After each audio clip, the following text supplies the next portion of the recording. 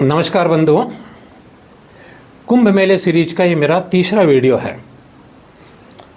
पहले वीडियो में थोड़ा कुंभ मेले का रेफरेंस दिया, महाकुंभ 2025 का। दूसरे में मैंने कि कुंभ मेले का इतिहास कहाँ से मिलता है, तो उसमें 3 कहानियों का मैंने वर्णन किया।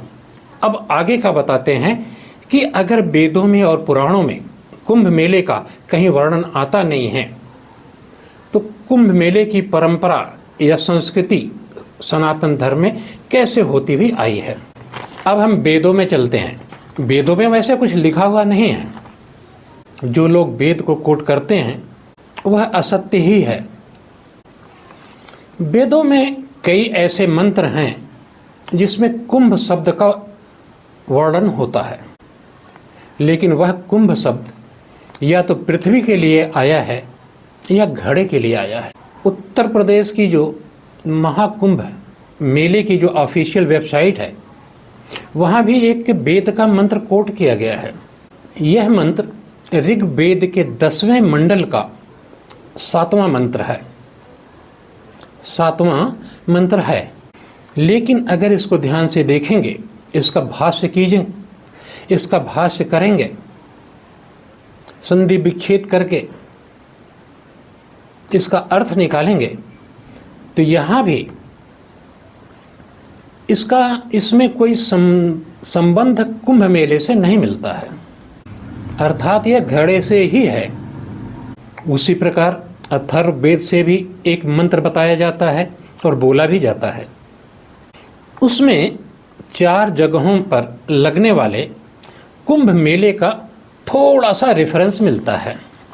यह अथर्ववेद के 4थे कांड का 34वें सूक्त का 7वां मंत्र है। यह शुरू होता है चतुराः कुंभा चतुराश्च कुंभाश्च चतुर्धा ददामि क्षीरेण पूर्णा उद्केत दघ्ना। पर जितने भी विद्वानों ने इसका भाष्य लिखा है, उन्होंने कहीं भी इसमें कुंभ मेले को कोट नहीं किया है। किसी भी विद्वान ने, किसी भी टीकाकार ने इसे कुंभ मेले से नहीं जोड़ा है।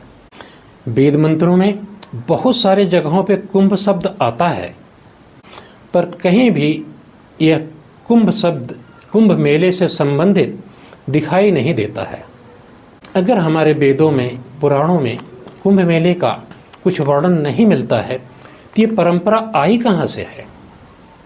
कुंभ मेला हमारे सनातन संस्कृति का, सनातन धर्म का हिस्सा कैसे बना, और इस कुंभ मेले से, महाकुंभ से सनातन धर्मियों, सभी हिंदू भाइयों को कैसे जुड़ना चाहिए और क्यों जुड़ना चाहिए। प्रयागराज में 2025 का महाकुंभ लगा है, जो कि 144 वर्षों के बाद आया है। देश विदेश के बहुत सारे विद्वान आए हुए हैं। यहाँ पे ज्ञान विज्ञान की चर्चा हो रही है,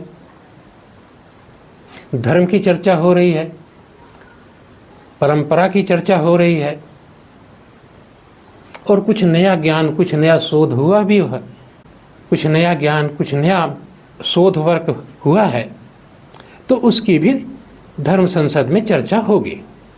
और इस समय प्रयागराज की पूरी भूमि विद्वता से, विद्वानों से, ज्ञान से, विज्ञान से, धर्म से, सनातन धर्म से आह्लादित हो रही है, सुखी हो रही है, और पूरा संसार इससे सुखी हो रहा है।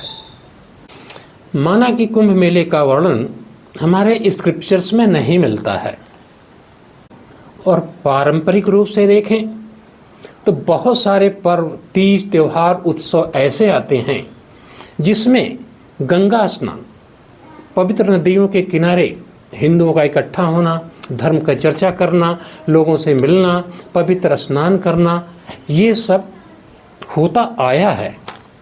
यह हमारी सनातन संस्कृति में शुरू से ही रहा है। माघ मेले का ऐतिहासिक संदर्भ मिलता है। माघ मेले के बारे में लिखा हुआ है। अग्नि पुराण में प्रयाग महात्म आता है, तो अग्नि पुराण में प्रयागराज के संगम पर स्नान होने का, उससे संबंधित लिखा हुआ है।